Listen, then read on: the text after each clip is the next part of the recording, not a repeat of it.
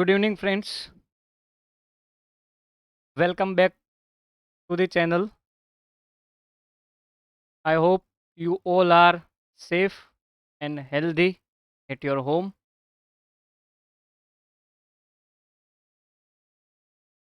MSc SEM 3, Industrial Chemistry Department,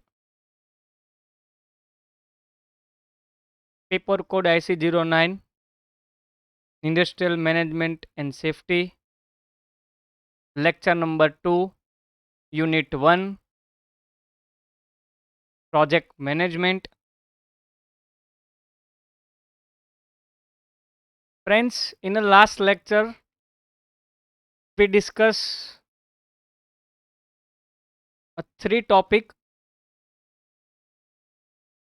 The first topic is what is product. The product is anything that can be offered to market to satisfy needs and want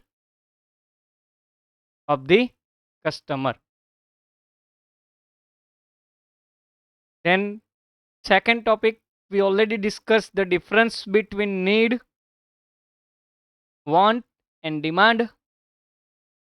We also discussed the difference between selling and marketing, and we discuss different type of the product. The first, durability. The second, convenience. And third, manufacturing, which we already discussed in a lecture number 1.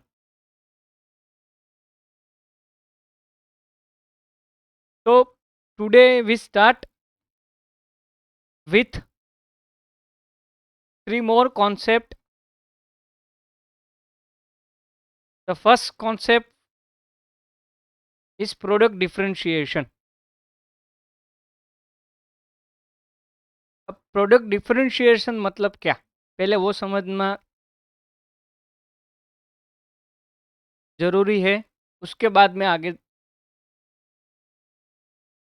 देखते हैं. Product differentiation is we have to differentiate two products. हम दो product को कैसे differentiate करते हैं. How would differentiate two products. अब देखो, प्रोडक्ट को हम कई तरह से डिफरेंस देख सकते हैं. The first, product form. हम प्रोडक्ट को साइज, प्रोडक्ट की शेप और फिजिकल स्ट्रक्चर से हम प्रोडक्ट को डिफरेंशिएट करते हैं. Example, mobile. हर एक मोबाइल की क्या होगी, अलग साइज होगी, अलग शेप होगा और फिजिकल स्ट्रक्चर, पीछे कैमरा, इसमें एक होगा तो दूसरे में 4 होंगे. तो वो होता है product differentiation. Second, based on the feature we differentiate product. अब देखो, कंपनी क्या करती है, हर एक कंपनी कस्टमर को अट्रैक्ट करने के लिए फीचर ऐड करती है प्रोडक्ट में, और बाद में वो प्रोडक्ट फीचर के बेस पे सेल्स होता है. और यहाँ पर एक terminology we have to understand. We have to understand one terminology, competitive advantage. See, अगर आपको मार्केट में सरवाइव करना है प्रोडक्ट के साथ, तो we have to take a competitive advantage. Now what is competitive advantage. The competitive advantage is try something uniqueness in your product which is not exist in market. Market में दूसरे competitor के सामने अपने product में कुछ नया लाना है, तभी आपको जो एडवांटेज मिलेगा उस एडवांटेज को मार्केटिंग की लैंग्वेज में कॉम्पिटिटिव एडवांटेज कहते हैं, सिंपल लैंग्वेज में समझने जाए तो जितने अच्छे फीचर उतना अच्छा कॉम्पिटिटिव एडवांटेज।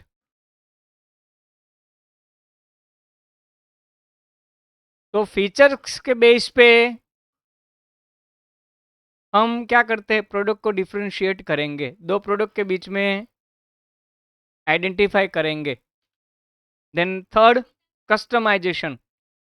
अब देखो ये टॉपिक कस्टमाइजेशन का है, वो हम एग्जांपल से समझते हैं। हम कार लेने जाते तो कार के साथ एसेसरीज भी हम अपनी प्रेफरेंस के बेस पे हम उसमें क्या करते हैं, आइडेंटिफाई करते हैं और फिर इंस्टॉल कराते हैं, right. Music system, headlight, fog light,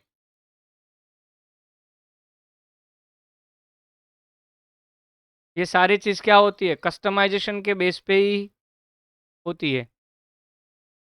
तो जो प्रोडक्ट कस्टमर को ज़्यादा कस्टमाइजेशन ऑप्शन देता है वो प्रोडक्ट मार्केट में अच्छे से चलेगी,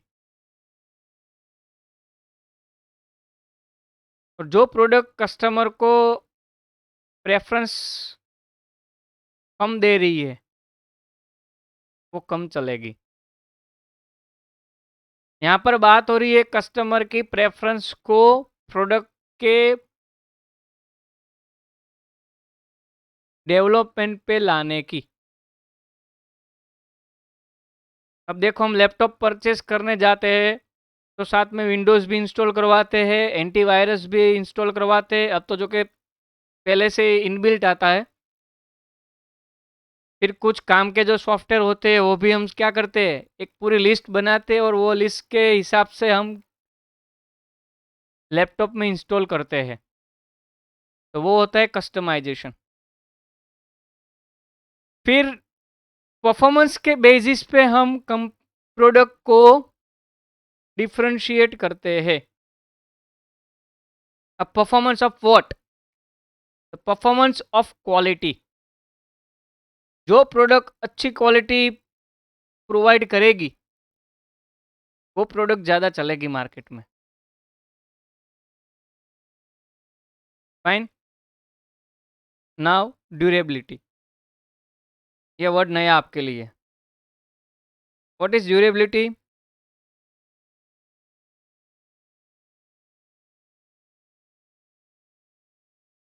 it is expected life of the product,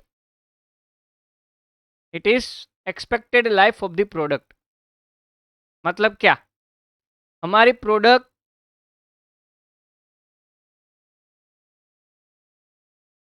की एस्टिमेटेड लाइफ क्या है, 2 साल तक चलेगी प्रोडक्ट, 3 साल तक चलेगी, या within a 1 month. We have to differentiate a product based on estimated life of the product, fine.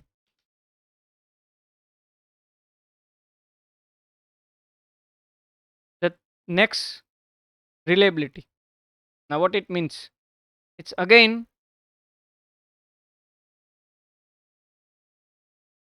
associated with brand loyal. See, कुछ प्रोडक्ट ऐसे होते हैं ગુજરાતીમાં કહીએ તો આંખ બંધ કરીને વિશ્વાસમાં લઈને પ્રોડક્ટ પરચેસ કરીએ। वो क्या बताता है? Reliability, loyal towards the product brand. अब देखो, मैं कोई प्रोडक्ट की मार्केटिंग नहीं कर रहा हूँ यहाँ पर, but as a example, Samsung.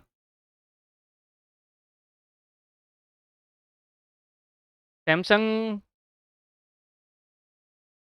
Mobile purchase करना होता है हमको, तो क्या करेंगे? हम सैमसंग को पहले प्रेफरेंस देंगे। क्यों? Brand loyal. या एप कहे एप्पल,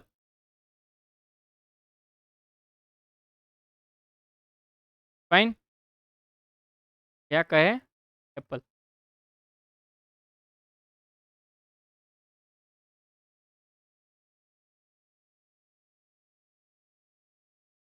देन नेक्स्ट, रिपेयर, या कहे after sales service. We have to differentiate product based on how company provide after sales service। कुछ प्रोडक्ट ऐसे होती है जो प्रोडक्ट बेचने के बाद कंपनी की रिस्पॉन्सिबिलिटी खत्म हो जाती है। वो ज़्यादा इंटरेस्ट नहीं होते कस्टमर की फीडबैक पे, कस्टमर की इश्यूज को सोल्व करने के लिए।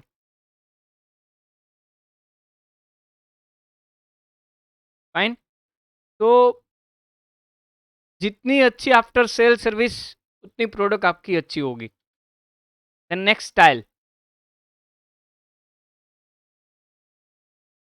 Styles refer how product actually look.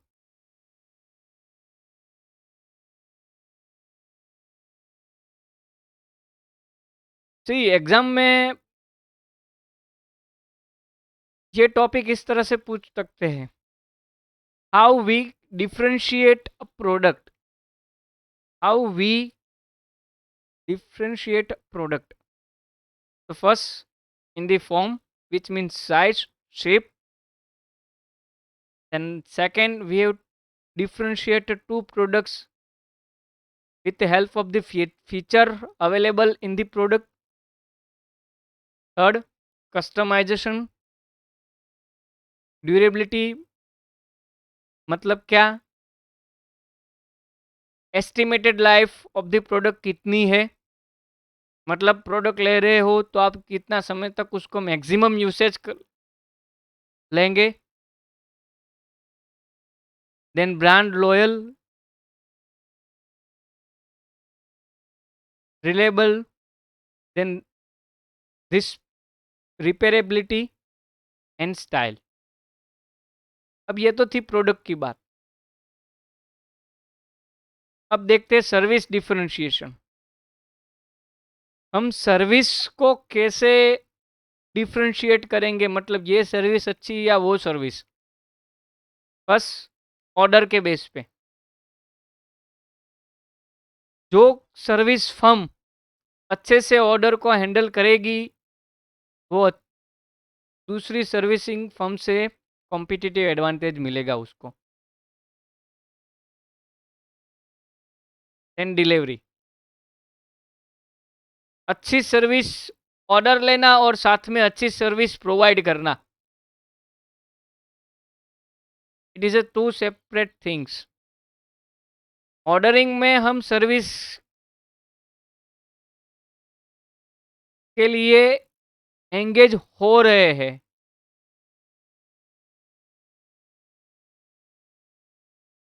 और डिलीवरी के लिए जो आपका जो फुलफिलमेंट है, जो आपकी रिक्वायरमेंट है, वो फुलफिलमेंट हो रहा है डिलीवरी में।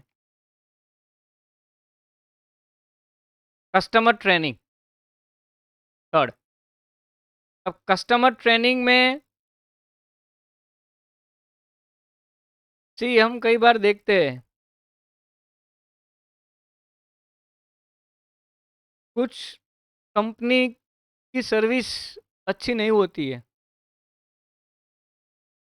फिर भी वो कस्टमर को कन्विंस करने में इजीली हैंडल करते हैं। They easily handle customer. वो क्या है? Customer training. ठीक है सर, हो जाएगा, देख लेंगे सर, हो जाएगा, ऐसा कहेंगे वो लोग। कि सर्विस अच्छी नहीं है, but they give a good response toward there customer.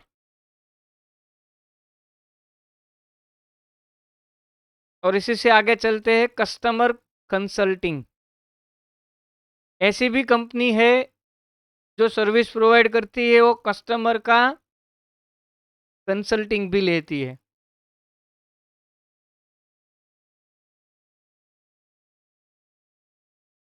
उसके बाद मेंटेनेंस एंड रिपेयर। अब देखो, सर्विस में रिपेयर तो नहीं आएगा, बट मेंटेनेंस आएगा। वो कैसे?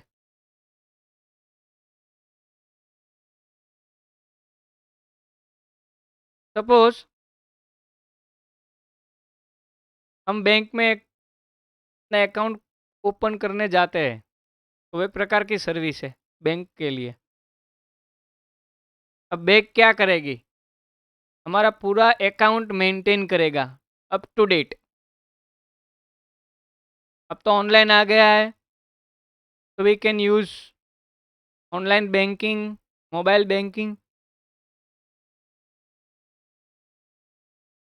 तो जब भी अगर मान लो हमारे एटीएम मिसमैच हो गया, तो हम टोल फ्री से कॉल करेंगे, तो हमारा क्या होगा? एटीएम लॉक कर देंगे। तो वो क्या है? Maintenance example.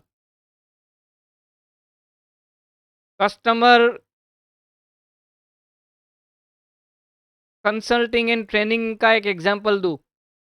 कई बार हमको बैंक या कोई दूसरी सर्विस फर्म से हमको मैसेज आता है हैप्पी बर्थडे का, जहाँ पर हमने अपनी डेट ऑफ डेट मेंशन करवाई हो, वो सर्विस को परचेस करने के लिए या एंगेज करते समय। तो क्या करते हैं, जब हमारी बर्थ डेट होगी तो हमको वो विश भी करेंगे। अब बैंक का मैसेज आते हैं, इंश्योरेंस कंपनी का मैसेज आता है, तो वो क्या है? Customer consulting and training. वो they built a good relationship with customer. They built a good relationship with customer. Return अच्छी सर्विस, प्रोडक्ट को अच्छी तरीके से डिफरेंशिएट करने में रिटर्न भी काफ़ी इम्पोर्टेंट है।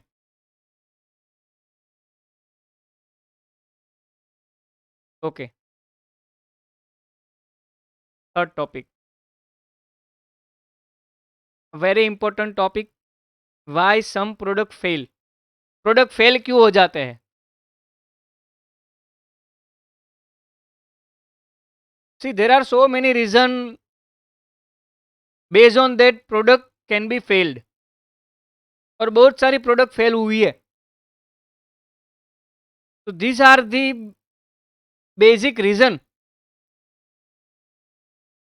जिसकी वजह से प्रोडक्ट फेल्ड होती है। उसमें सबसे पहले रीजन जो है वो है कॉम्पिटिटिव एडवांटेज। अब कॉम्पिटिटिव एडवांटेज मतलब हमने पहले ही डिस्कस किया था। In your product you have to try something new, और you have to try something uniqueness. मतलब मेरी प्रोडक्ट को दूसरे सी प्रोडक्ट के सामने अच्छी तरीके से कस्टमर को एंगेज करने के लिए उसमें कुछ नया होना चाहिए। अब देखो, मैं एक बहुत ही फेमस एग्जांपल यहाँ पर डिस्कस कर रहा हूँ, जिसकी वजह से आपको ये कॉम्पिटिटिव एडवांटेज अच्छे से समझ में आ जाएगा। सी, अगर हम देखने जाए इंडिया में mobile industry, 2006-7 is the era before smartphone वाला जो एरा था वो स्मॉल पीस के मोबाइल आते थे और उस टाइम पे मार्केट में जो लीड करने वाली मोबाइल कंपनी थी वो थी नोकिया। टच पैड वाले फोन जो आते थे वो छोटे से। अब सेकंड फ्लोर से भी मोबाइल को थ्रो करे तो भी मोबाइल को कुछ नहीं होगा, ऐसे स्ट्रांग बॉडी के मोबाइल थे। ये मैं बात कर रहा हूँ जब भारत में एंड्रॉयड भी नहीं आया था, जब भारत में स्मार्टफोन भी, टच फोन भी नहीं आए थे तब की। उस टाइम पे भारत में Nokia was leading in mobile industry. But उसी टाइम में, अब देखो यहाँ पर कॉम्पिटिटिव एडवांटेज की बात कर रहा हूँ मैं एज अ एग्जांपल।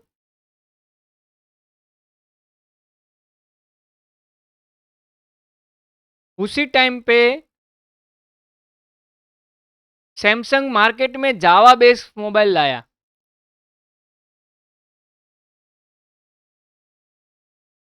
अब जावा बेस्ड मोबाइल आए और साथ में टच स्क्रीन भी मोबाइल आया, और उसके बाद भी नोकिया वो अपना वो जो जूनी ગુજરાતીમાં કેમ કે જૂની સિસ્ટમ મુજબ ચાલુ એ પ્રમાણે ચાલતું ટચ પેડ મોબાઈલ N95 6610 3310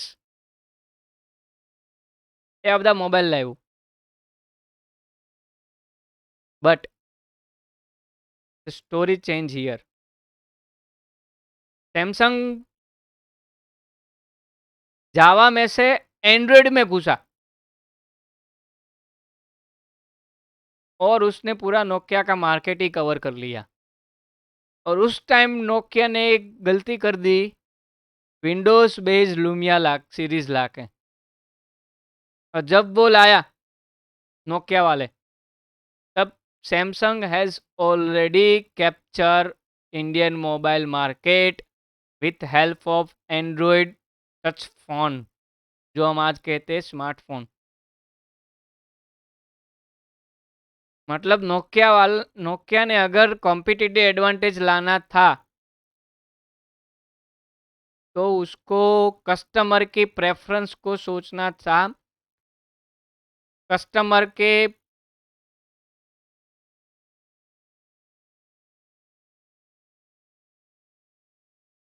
जो फीचर्स है वो देखने थे, वो नहीं देख पाया.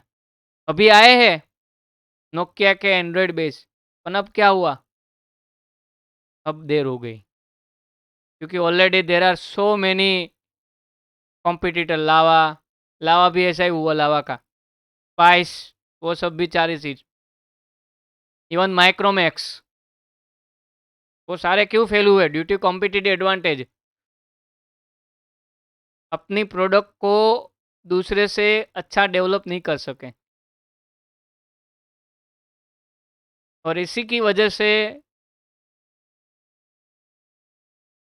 ये ओप्पो, वीवो, जायोमी सब आगे आगे.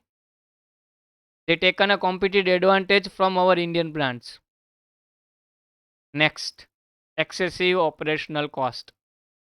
अगर आपकी प्रोडक्ट की ऑपरेशनल कॉस्ट ज़्यादा होगी तो आपकी प्रोडक्ट मार्केट में से निकल जाएगी.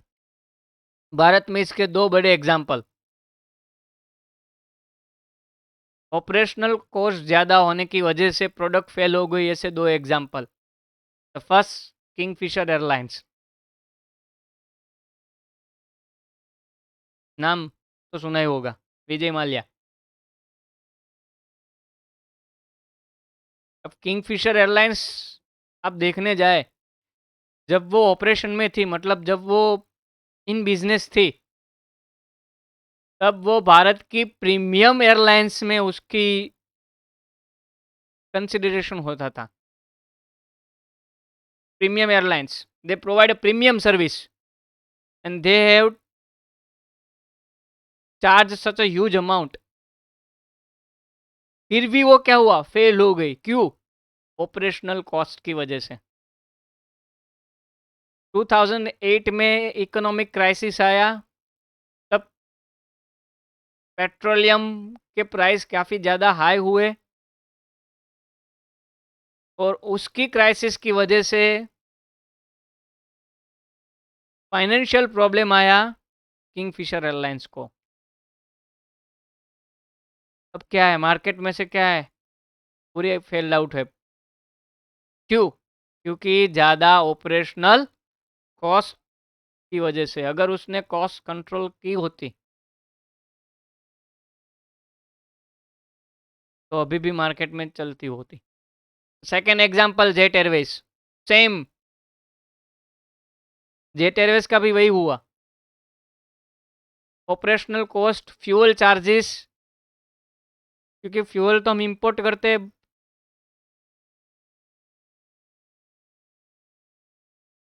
बाहर से। अब fuel charges such high and it is directly reflect on your financial condition. और इसकी वजह से क्या हुआ, जेट एयरवेज के जो प्लेन थे वो भी स्पाइस जेट और इंडिगो को बेचने, इंडिगो ने लिए अपने बिजनेस को एक्सपांड करने के लिए। तो अगर आप आपकी प्रोडक्ट की कॉस्ट को अच्छे से कंट्रोल नहीं करेंगे, ऑपरेशनल कॉस्ट मतलब क्या, आपकी प्रोडक्ट को चलाने के लिए जितने भी कॉस्ट एसोसिएटेड है उसको हम कहते हैं ऑपरेशनल कॉस्ट। अगर वो आप कंट्रोल में नहीं लाएंगे तो एक समय ऐसा आएगा आपकी कॉस्ट ज़्यादा होगी, आपकी मार्जिन या प्रॉफिट कम होगा। तो we have to maintain cost as well as sales. आप जितने भी अच्छी सेलिंग करते रहेंगे बट आपकी प्राइस ज़्यादा होगी, कॉस्ट, ऑपरेशनल कॉस्ट, तो वो गैप ज़्यादा बढ़ता जाएगा। और किंगफिशर और जेट एयरवेज में दोनों में यही हुआ, उसकी ऑपरेशनल कॉस्ट ज़्यादा थी rather than it's selling. Change in customer preference. अब भारत में देखने जाए ना तो सारे भारत दुनिया का सबसे बड़ा मार्केट है। कोई भी प्रोडक्ट भारत में अच्छे से अच्छी स्टेटस के साथ भारत में लॉन्च हुए ना तो वो सक्सेस हो जाएगा। कोई भी प्रोडक्ट आप एनी सेक्टर में एनी प्रोडक्ट देखने जाए, but first you have to consider customer preference. अगर प्रोडक्ट को सक्सेसफुल करना है तो आपको कस्टमर प्रेफरेंस के ऊपर अच्छे से फोकस करना पड़ेगा। एग्जाम्पल दूँ, ક્લોથિંગ ગુજરાતીમાં કહીએ ને, એક્ઝામ્પલ, પેલા બોયઝ માટે પેન્ટ શર્ટ અલગ અલગ પેટર્નવાળા આવેલા, પેન્ટ ચપટી ટાઈપ હતા, પછી પેલી રાવડી રાઠોડની સ્ટાઇલ આવી, અત્યારે પેન્સિલ નેરો આવ્યું, રાઈટ? તો એ શું છે, કસ્ટમરની પ્રેફરન્સને આધારે પ્રોડક્ટ ચેન્જ થતી જાય છે। હવે કોઈ એકને એક જ પેટર્ન ચલાવે, કોઈ એમ કે ભાઈ ના મારે અત્યારે રાવડી રાઠોડ કે પેલી પેન્સિલ નેરો પેટર્ન જ રાખવી છે અને પેન્સિલ નેરો જોવી હોય તો રબને બંધાડી જોડીમાં શાહરૂખ ખાને જે પહેરી છે એ ચપટીવાળા પેન્ટ, હવે એવું જ જો કોઈ રાખે तो प्रोडक्ट फेल થાય। तो कस्टमर की जो चॉइस है उसके हिसाब से we have to change our product, क्योंकि कस्टमर ही भगवान है। अगर वो नाराज हो गए तो आप समझो कि आपका काम खत्म प्रोडक्ट का।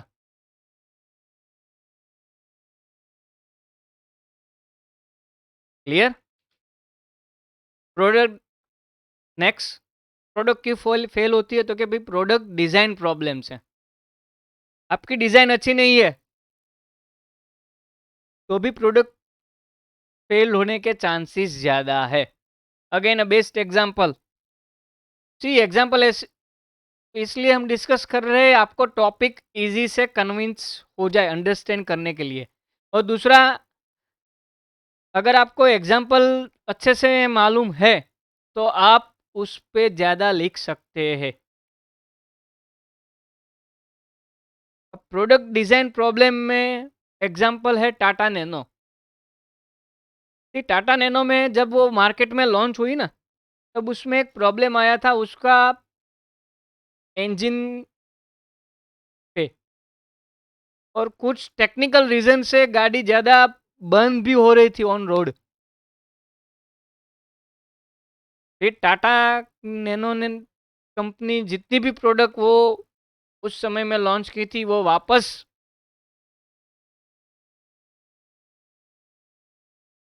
मैन्युफैक्चरिंग प्लांट में बुलाई। प्रोडक्ट डिज़ाइन चेंजेस हुई। डिज़ाइन मतलब engine design, not physical design of the body. Exterior body की बात नहीं हो रही है। फिर भी क्या हुआ, प्रोडक्ट सक्सेस नहीं हुआ। इवन सबसे कम प्राइस पे बेचने वाली इंडियन कार थी, फिर भी क्या हुआ, प्रोडक्ट क्या हुआ, फेल्ड हुआ। क्यों? उसकी डिज़ाइन प्रॉब्लम था, लो इनोवेशन। लो इनोवेशन मतलब आप इनोवेशन नहीं लाएंगे। ગુજરાતીમાં કહે ને કે જૂની જૂની સિસ્ટમ મુજબ જ ચાલ્યા રાખશું, નવું નહીં લાવીએ તો કંપની કે પ્રોડક્ટ માર્કેટમાંથી આઉટ થઈ જશે.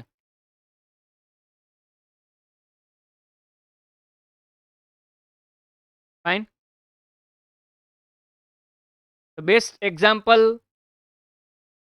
એપલ. एप्पल ऑलवेज कंसिडरेशन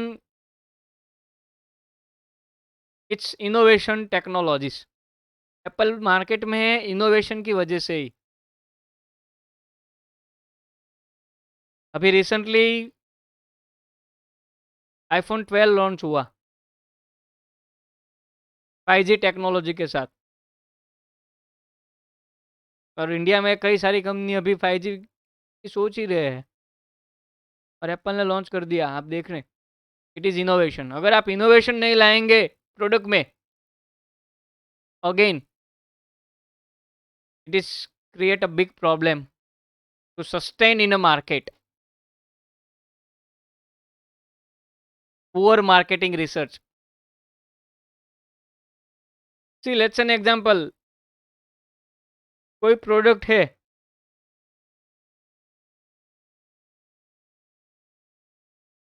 वो आपको लॉन्च करनी थी गुजरात में ही, क्योंकि आपकी टारगेट कस्टमर जो थे वो गुजरात में ही थे. बट आपकी मार्केटिंग रिसर्च जो हुई, उसमें आपको फाइंडिंग मिला कि भाई आपको प्रोडक्ट बेचनी चाहिए महाराष्ट्र में.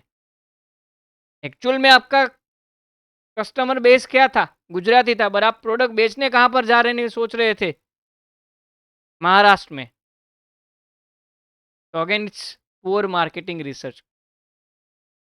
अगर कंपनी प्रोडक्ट लॉन्च करने से पहले अच्छी तरीके से अपने कस्टमर आइडेंटिफाई नहीं करते हैं, अपने टारगेट ऑडियंस, अब target audience which means the potential customer और potential buyer of the product,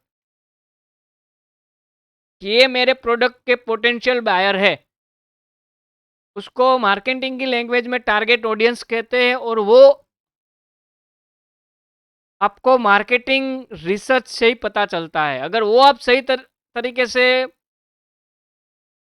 findings में लाते हैं, अगर आप अच्छी मार्केटिंग रिसर्च करते हैं, तो आपकी प्रोडक्ट सक्सेसफुल होगी ही. अगर आप मार्केटिंग रिसर्च अच्छी तरीके से नहीं करेंगे या वो पुअर होगा, then there will be chance to fail your product.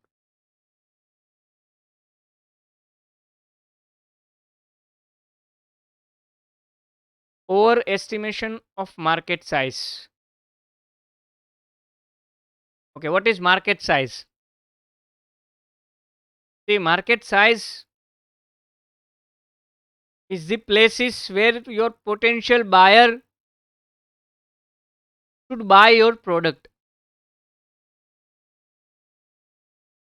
अगर आपने मार्केट ही पूरा ओवर एस्टिमेशन किया है मार्केट का पोटेंशियल बायर का, देखो पहले जो था वो रिसर्च था बिफोर इंट्रोड्यूसिंग अ प्रोडक्ट, और ये आप प्रोडक्ट बेच रहे हो तब की बात है।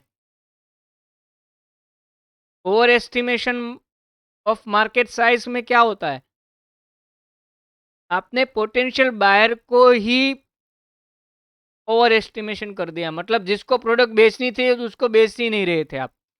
ગુજરાતીમાં કહીએ ને, જેને પ્રોડક્ટ જોતી હતી એને નહોતી મળતી, બીજાને આપતા હતા, અથવા બીજા લોકો પ્રોડક્ટ પરચેસ કરતા હતા, તો ક્યાં સુધી ચાલે? થોડોક સમય, જાદુ ન ચાલે। એ શું છે? Over estimation of market size. Price और एडवर्टाइज, अगेन आपकी ज़्यादा प्राइस होगी। अब देखो there is a difference between operational cost and priced. Price जो आप प्रोडक्ट के पास एमआरपी लिखते हैं ना, जिसमें प्रॉफिट इंक्लूड होता है प्राइस में, और ऑपरेशनल कॉस्ट में प्रॉफिट इंक्लूड नहीं होता है। ऑपरेशनल कॉस्ट में आपकी प्रोडक्ट को बनाने के लिए और मार्केट में लॉन्च करने के लिए जितनी भी कॉस्ट एसोसिएटेड है उसको हम कहेंगे ऑपरेशनल कॉस्ट। और प्राइस मतलब क्या? Operational cost plus profit margin is price. ये दोनों में डिफरेंस है। अगर हमारी प्रोडक्ट ओवर प्राइज्ड है, मतलब जो चीज़ की मार्केट वैल्यू 5000 ही है और आप उसको 10,000 में बेचने जा रहे हो, तो कोई प्रोडक्ट परचेज ही नहीं करेगा, और करेगा भी क्या? 2-3। फिर आपकी प्रोडक्ट क्या होगी? मार्केट में से निकल जाएगी। तो you have to maintain price according to customer. इसलिए आप देखो मॉल में वो स्कीमिंग प्राइजेस स्कीम रख रहे हैं। अब स्कीमिंग प्राइजेस वो मार्केटिंग टर्म है, लेमन लैंग्वेज में समझ में जाए तो 999, 999, राइट, ओनली 199। अब वो स्कीमिंग प्राइजेस का एग्जाम्पल है, मतलब ऐसी प्राइस रखने की जिससे कस्टमर इंटरेस्टेड हो। ગુજરાતીમાં જો વાત કરીએ ભલે પ્રોડક્ટ 100,000 રૂપિયાની હોય પણ કહેવાય શું? 999ની છે। It is associate with mental ability of the customer after sale service. पहले ही हमने बोला था क्लास, अभी लेक्चर में, पिछली पीपीटी में। आफ्टर सेल सर्विस मतलब क्या? मतलब आप प्रोडक्ट मार्केट में लॉन्च कर रहे हो, लॉन्च करते हो, उसके बाद आप सर्विस अच्छे से नहीं दे रहे हो, तो भी आपकी प्रोडक्ट क्या होगी? फेल ही हो जाएगी। क्योंकि ये रीज़न सबसे ज़्यादा है प्रोडक्ट फेल्ड होने का। क्यों? क्योंकि यहाँ पर टेंडेंसी ऐसी होती है कि हम प्रोडक्ट बेच देते हैं, उसके बाद की रिस्पॉन्सिबिलिटी किसकी? कस्टमर की। વેચી દીધું બસ, બાકી તમારે જોવાનું। This is a wrong concept. अगर ऐसा होता है तो प्रोडक्ट आपकी 100% फेल हो जाएगी। And poor distribution channel. अब देखो पुअर डिस्ट्रीब्यूशन चैनल क्या, वो हम डायग्राम से देखते हैं। सी कुछ प्रोडक्ट ऐसी होती है जो प्रोड्यूसर या मैन्युफैक्चरर बनाते हैं, उसके बाद वो होलसेलर को देता है, होलसेलर रिटेलर को देता है, और फिर अपने पास आती है। कुछ प्रोडक्ट ऐसी होती है जो प्रोड्यूसर या मैन्युफैक्चरिंग होलसेलर की बजाय रिटेलर को देता है, और रिटेलर फिर हमको देते हैं। और कई सारी प्रोडक्ट ऐसी होती है जिसको हम फैक्ट्री आउटलेट कहते हैं। वो क्या? मैन्युफैक्चरिंग प्लांट या प्रोड्यूसर डायरेक्ट होलसेलर और रिटेलर की बजाय क्या करता है? कंज्यूमर को प्रोडक्ट दे देगा। अगर ये सारी तीनों चीजें, उसको हम कहेंगे डिस्ट्रीब्यूशन चैनल। मतलब आपकी प्रोडक्ट की एक चैनल बन रही है जहां से वो डिस्ट्रीब्यूट हो रही है towards and user. Product wholesaler से रिटेलर के पास आएगी, रिटेलर के पास से अपने पास आएगी, वो भी एक चैनल है। प्रोडक्ट मैन्युफैक्चरिंग से रिटेलर पे आएगी, रिटेलिंग के बाद अपने पास आएगी, वो भी एक चैनल है। और तीसरी चैनल वो है जो डायरेक्ट कंपनी से आते हैं, मैन्युफैक्चरिंग फैक्ट्री आउटलेट्स। तो ये भी जरूरी है। अगर आपने पुअर डिस्ट्रीब्यूशन चैनल एडॉप्ट किया है तो उसका क्या होगा? सी, अब इसमें देखने जाए ना, कंपनी में सबसे ज्यादा प्रॉफिट मार्जिन होगा डायरेक्ट या फैक्ट्री आउटलेट चैनल में, क्योंकि उसमें होलसेलर और रिटेलर दोनों को प्रॉफिट मार्जिन में भाग नहीं देना पड़ेगा।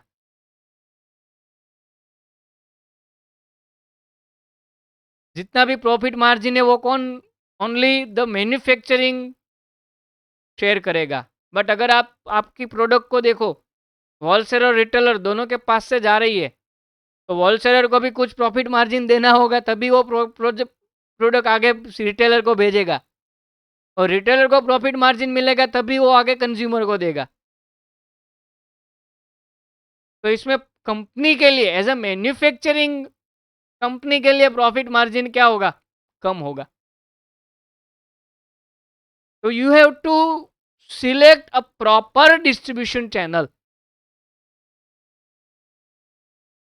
आप प्रॉपर डिस्ट्रीब्यूशन चैनल एक्सेप्ट करते हैं तभी आपको प्रॉफिट मिलेगा, प्रॉफिट मिलेगा तभी आप मार्केट में ज़्यादा समय तक अवेलेबल है।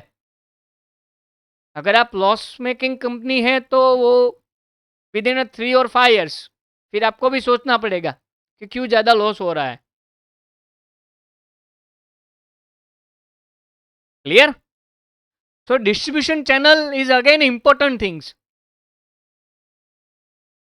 आपको आपकी प्रोडक्ट डायरेक्ट फैक्ट्री आउटलेट में बेचनी है तो वही की बेस्ट ऑप्शन रहेगा। फिर आप सोच रहे हो कि मुझे होलसेलर और रिटेलर दोनों की रिक्वायरमेंट है, then it is required research. आपको इसके लिए रिसर्च की जरूरत है कि भी आपको एक्चुअली में होलसेलर और रिटेलर की नीड है, क्योंकि उसके लिए प्रॉफिट मार्जिन भी होगा। You have to share profit amongst the wholesaler and retailer also. Clear? Product failed होने के reason, first competitive advantage, operational cost ज़्यादा है, कस्टमर का प्रेफरेंस चेंज हो गया, प्रोडक्ट को भी चेंज करना पड़ेगा, प्रोडक्ट डिज़ाइन अच्छे से होनी चाहिए, always consideration innovation kept in mind, marketing research अच्छी करनी है, प्राइस एडवर्टाइज भी करना है अच्छी तरीके से। सी, अभी एक एग्जांपल देखने, एडवर्टाइज हम डिस्कस करना रह गया। एडवर्टाइज, सी अभी आईपीएल चल रहा है।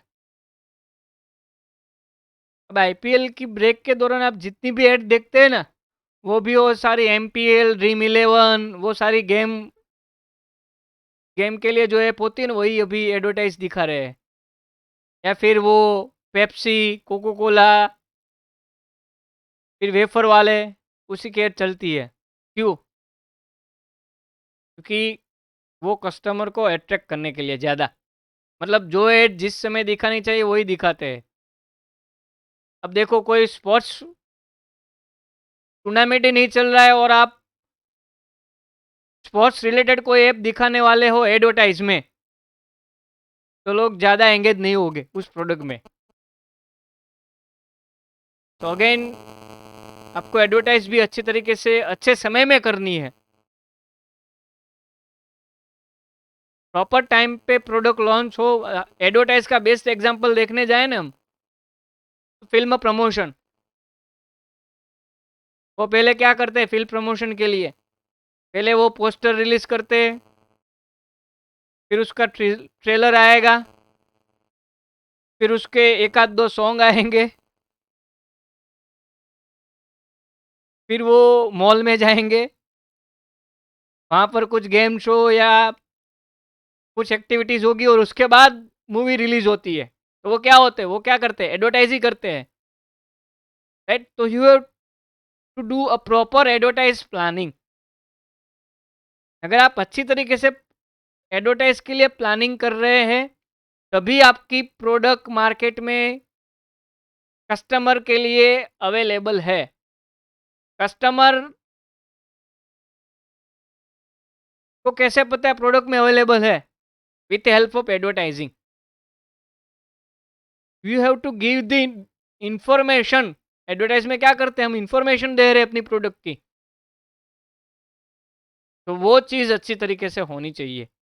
फिर आफ्टर सेल सर्विस और पुअर डिस्ट्रीब्यूशन चैनल, ये सारी चीज़ अच्छे से हम जो करते हैं तो प्रोडक्ट फेल्ड नहीं होगी, अदरवाइज फेल्ड हो जाएगी। तो this all are the reason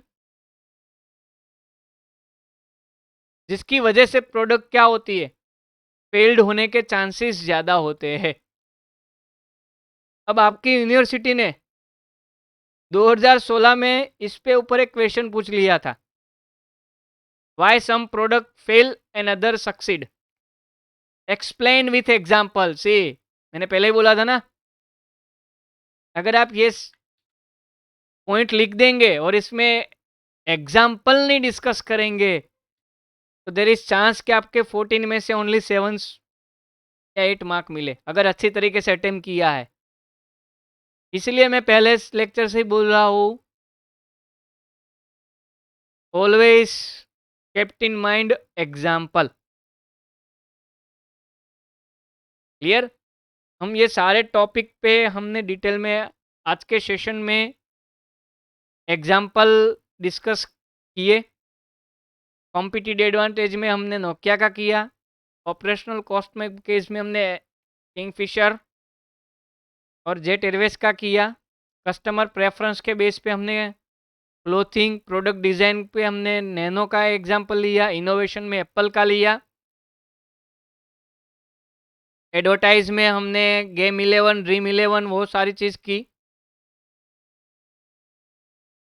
right? So you have to consider the example also. Thank you class.